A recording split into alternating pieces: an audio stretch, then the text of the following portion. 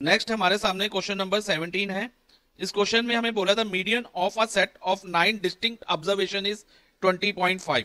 हमें मीडियन दिया है 9 ऑब्जर्वेशंस का, 9 डिस्टिंक्ट ऑब्जर्वेशन यानी कि 9 नंबर्स हैं और उनका मीडियन हमें 20.5 दिया। ये हमने यहाँ पर मीडियन लिख दिया 20.5।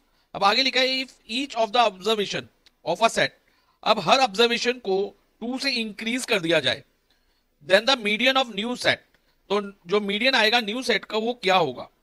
अब अच्छा मीडियन हमें क्या दिया 20.5। हम ये समझते हैं कि मीडियन होता क्या है।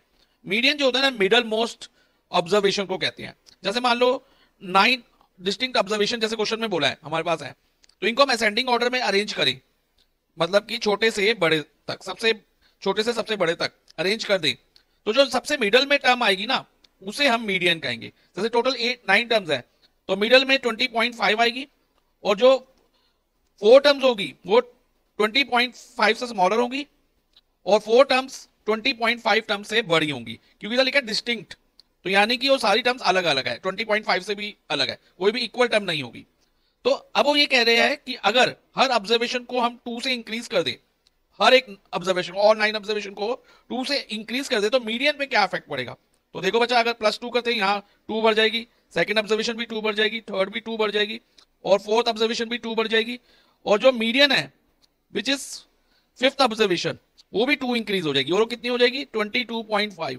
अब बाकी ऑब्जर्वेशन हमने नहीं दी तो इसलिए हम उनको ऐड नहीं कर रहे, लेकिन ये जैसे क्वेश्चन में कहा कि 2 इंक्रीज करते जा रहे हैं, तो आगे भी 2 इंक्रीज होगी, तो फिर आगे और 2 इंक्रीज होगी, फिर 2 इंक्रीज होगी, फिर 2 इंक्रीज होगी, तो सारी ऑब्जर्वेशन 2 ईच से इंक्रीज हो गई। तो मीडियन पे क्या इफेक्ट पड़ा, न्यू मीडियन तो 22.5 ही रहेगा, क्योंकि सभी ऑब्जर्वेशन बढ़ती जाएंगी तो न्यू मीडियन भी हमारा 2 से इंक्रीज हो जाएगा, तो न्यू मीडियन हमारा इंक्रीज बाय 2 होगा।